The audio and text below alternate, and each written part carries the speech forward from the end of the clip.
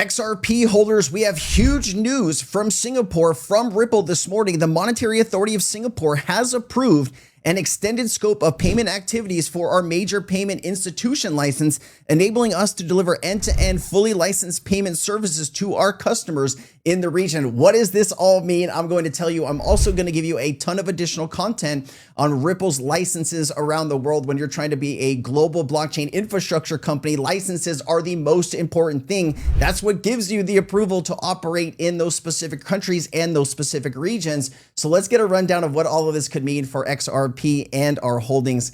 Here is the article. As you can see, it's dated December 1st, and this video will come out today, so you will have live news about this. It says Ripple, a leading financial technology company providing crypto solutions for businesses, today announced that the Monetary Authority of Singapore has approved an expanded scope of payment activities for the major payment institution, the MPI license held by its Singapore subsidiary, Ripple Markets APAC. That is a mouthful.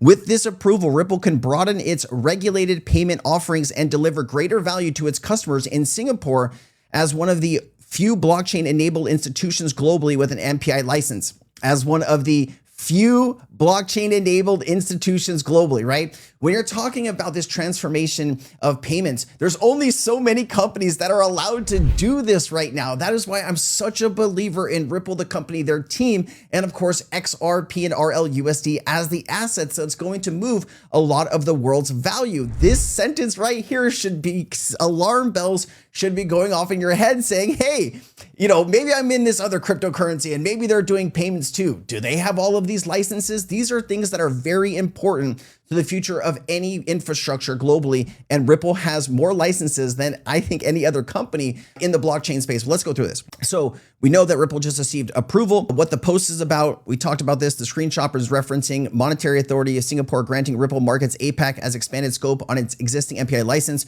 which was first secured back in 2023.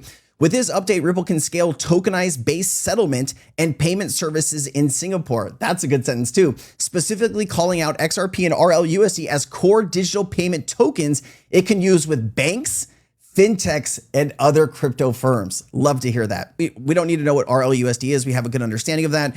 Why Singapore matters for Ripple, XRP, and RLUSD, you ask? Singapore is one of Ripple's main hubs in APAC.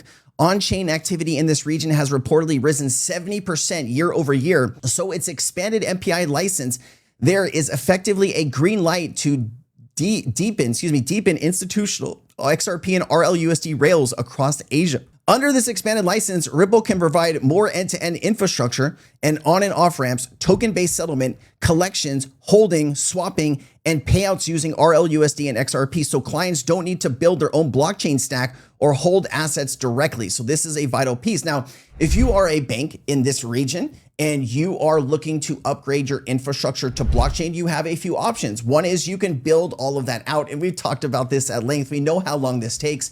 A quick system, when I say quick, I'm talking like 1 to 2 years here. Usually this will take 3 to 5 years, depending on how complicated the build is and how big the institution is. Or you could pick up the phone, you could call Ripple or another company that provides these services and be up and running within weeks to a few months. I've seen the quickest on-ramp of a bank within like 3 to 4 weeks, and usually this takes about 3 months. So you're limiting, 1 to 2 years down to 3 months. You can see why banks would be like, hey, this might be the more attractive option. And when banks don't have to build all of this stuff out themselves, they don't have to keep a team on hand to make sure the infrastructure is constantly upgraded. Just think about how big of a team that you would need to build out your own system, audit the system, onboard new customers into that system, right? A whole marketing wing. And then you have to have people that making sure that everything is going well and you don't have any hacks or these types of things. So this is why I believe a lot of these banks will come to Ripple. And of course, they have the licenses to back that up. Other key connections to watch: RLUSD has also been approved as accredited fiat reference token in Abu Dhabi's ADGM, positioning it as a compliant stablecoin for institutional use in the Middle East, reinforcing the narrative that Ripple is building a regulated cross-jurisdictional settlement stack around XRP and RLUSD. Commentators highlight the Singapore move as a strategic catalyst for further XRP and USD adoption, tying it to the potential of ongoing work with regional banks and asset managers that want Monetary Authority of Singapore regulated digital payment token rails. Now, Crypto Eerie put out a few things out here I wanted to cover. Received several DMs. Why would Ripple issue a Singapore dollar stablecoin? turbocharge the APAC growth while advancing Ripple's Internet of Value vision, enables a SGD RLUSD swap on the XRP ledger for hybrid payments in keeping with XRP at the center of everything. We know that there's going to be all kinds of different stablecoins launched on the XRP ledger. And of course, you have XRP as that bridge asset in between. The company Ripple was granted an expanded scope, a digital payment token authorization with specific additions still undisclosed. Do the undisclosed additions make way for Singapore dollar-backed stablecoin? I take that bet. So Crypto Eerie believes that there's more happening behind the scenes here, and this is maybe green lighting a specific Singapore-backed dollar that Ripple's going to launch themselves.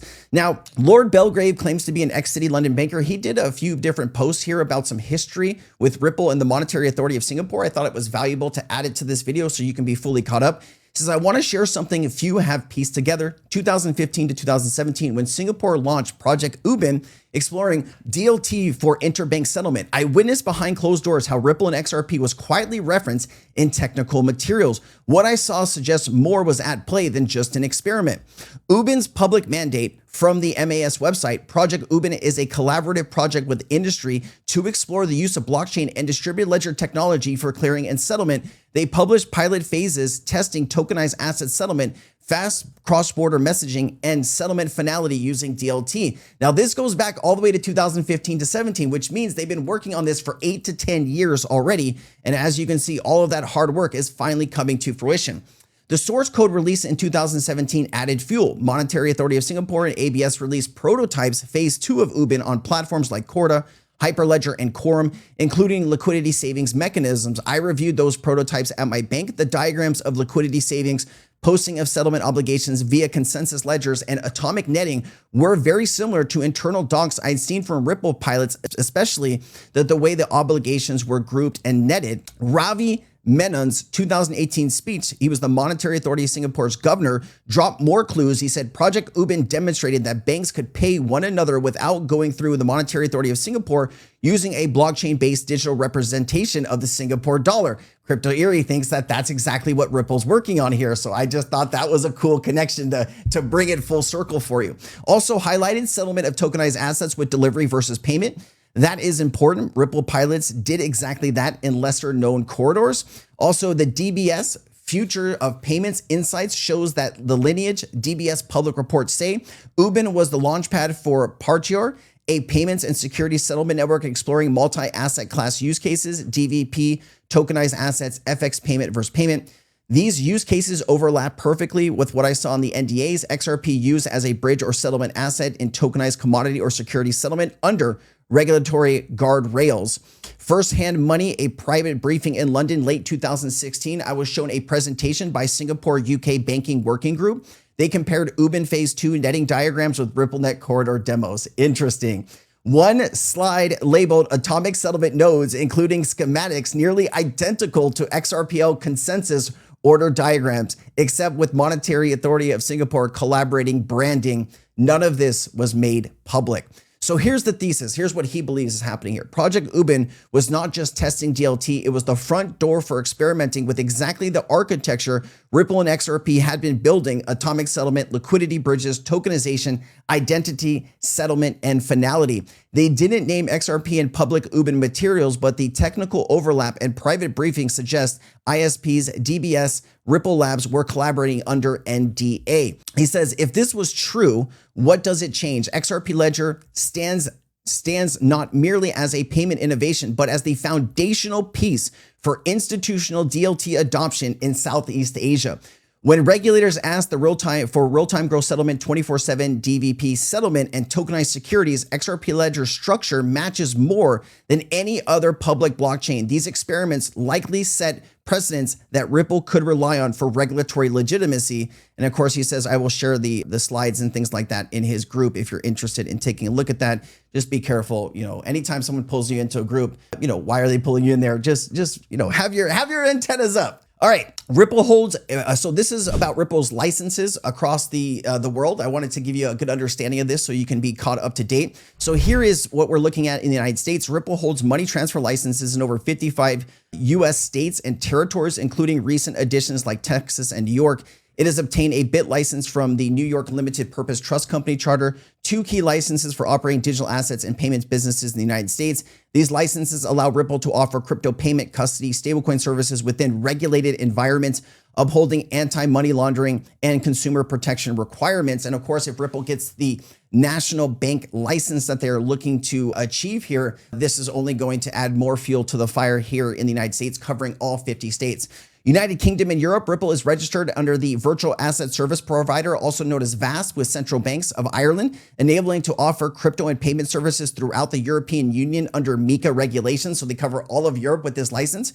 In UK, Ripple works actively with regulators through mid-2025. It does not have a full banking license. Few crypto firms globally do. Ripple is building its regulatory credentials across key European markets and anticipated MiCA and equivalent frameworks that roll out. And of course, the Middle East and Abu Dhabi, Ripple obtained a license from the Dubai Financial Services Authority, also known as the DFSA, to offer crypto payments within the Dubai International Finance Center, making it the first blockchain payments provider licensed in Dubai's main regulator. So Ripple was the first. I'd imagine, when you hand out these licenses, the first one goes to the company you probably trust and have been working with for quite some time. There are other companies that now have this license, but it is interesting to see who's getting these licenses first. I think that speaks volumes to what's to come.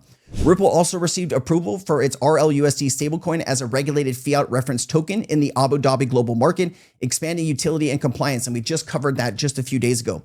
Singapore and APAC, we just talked about all of that, so I don't need to think I need to revisit that for you. And then additional jurisdictions, Ripple has vast registration in Cayman Islands, marking compliance for offshore entities and client bases. In Canada, Ripple entities register FinTrack, the financial intelligence unit, for similar compliance purposes. Ripple's solution is available in compliance and relevant regulation in markets like Switzerland, Brazil, Mexico, Australia, supporting significant cross-border payments. Japan too. You notice a thing. We're covering the Middle East, we're covering Asia, parts of Japan here, all of Japan, Brazil, Mexico, Switzerland, Australia, UK, US, right? South America. The only place I don't see a license is Antarctica, but hey, I'll leave that with you. And then, of course, Japan slashes crypto taxes to a flat 20% gain, down from 55%. 55% is a crazy number. Japan's move to flat 20% crypto tax is broadly bullish for XRP because it reduces friction for Japanese traders, aligns crypto with stocks, and supports deeper domestic liquidity that XRP can tap into via local exchanges and institutional products. What Japan is changing, Japan is shifting from taxing crypto gains as progressive miscellaneous income, up from 55% to a separate 20% flat, matching equities and investment trusts. The charge is part of a broader reform, and crypto is treated more like standard financial products with the goal of boosting domestic trading, integrating digital assets into existing infrastructure of frameworks. And then direct tailwinds for XRP, lower tax rates should encourage Japanese residents to trade and hold crypto on domestic platforms instead of offshore venues, which increases spot volumes and liquidity for all listed assets, including XRP, as crypto returns become after-tax competitive with stocks. As competitive with stocks, more retail and high net worth capital can justifiably rotate into liquid majors like Bitcoin, ETH, and XRP, especially given Japan's history as one of the strongest XRP demand centers in the world.